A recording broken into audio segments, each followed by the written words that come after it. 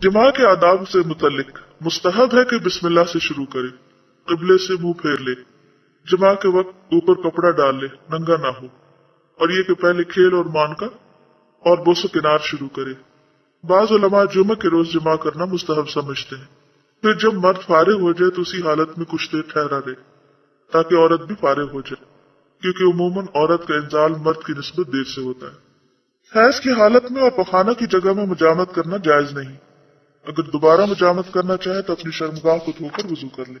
جنابت کی حالت میں بال نہ مڈائے، ناخن نہ کٹائے اور خون نہ نکلوائے، یعنی وہ جو بچنے لگواتے ہیں۔ عزل کرنا انزال کے وقت اپنی شرمگاہ کو باہر نکال کر منی گرا دینا جائز لیکن مکروہ ہے۔